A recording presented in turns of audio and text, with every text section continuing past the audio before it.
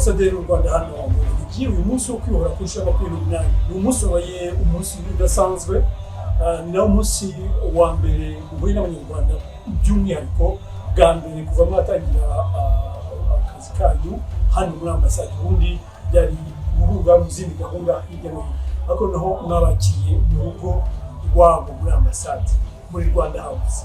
Mwabonye mutuye umunsi umwanya n'uwanyu. Murakoze kuma umwanya kugira icyo mvuga kuri uyu munsi. Nkuko mwabivuze, uyu munsi ni umunsi udasanzwe kuko ari umunsi abanyarwanda bihaye ubwigenge wo kugira ngo bafate ubuzima bwabo mu maboko, babukorere nk'uko babyifuza bakoresheje imbaraga zabo, bikaba ibyabo ntawe bibabaza.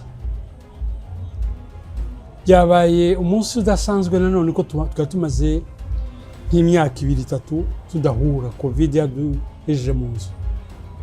Byari ngombwa rero ari kuri jyewe ari kuri n'abanyarwanda batuye mu Bubiligi yuko duhura, ariko duhura twishima kubera ibihe duciyemo bitari byoroshye, ariko nanone kubera ubuyobozi bwiza igihugu cyacu gifite, twashoboye kubicamo neza mu cyubahiro kandi mu buryo bwubaka, kuko ni mu gihe y'abantu bafite ibibazo bagashyira hamwe niho cohesion sociale yiyongera.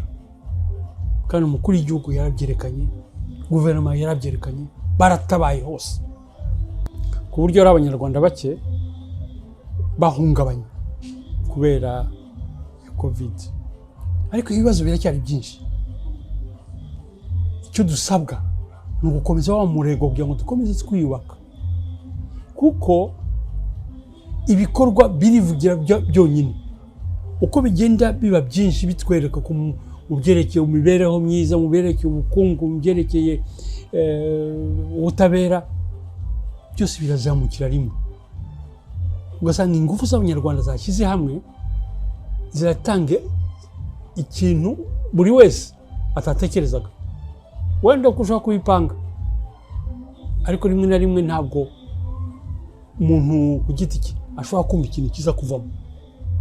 Ni ibitangaza bimaze kuba muri iki gihe, ukuntu u Rwanda ruhagaze, ukuntu rwarwanye na covid, ukuntu tukiva no muri covid u Rwanda rwashoboye kuorganiza iriya nama ya Tugomba. Bisaba imbaraga nyinshi, ariko babikora mu buryo no mu kanya ari kumwe n'abambasaderi banditse ibintu byabaye mu Rwanda ntiturabibona. N'umunyarwanda ubwabwo aratangara. Izo mbaraga rero n'ubwo bushishozi nicyo cyerekezo mukuru w'igihugu yaduhaye.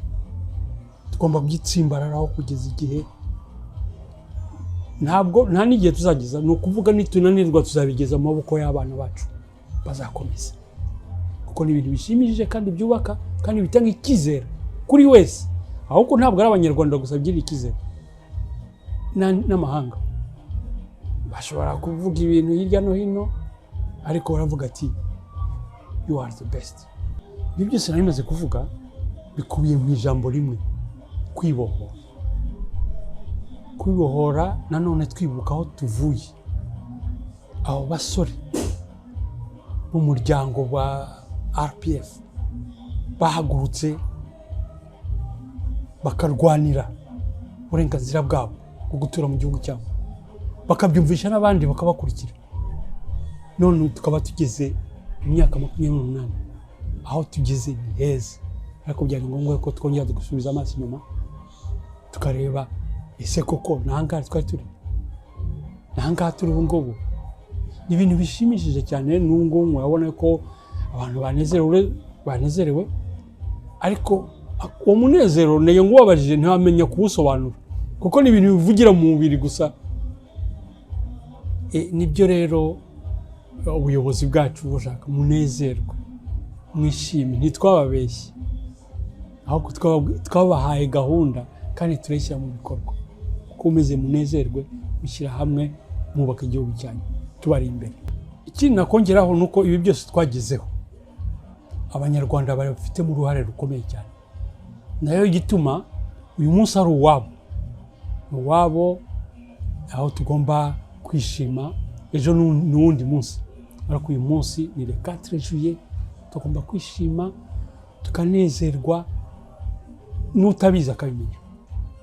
Murakoze.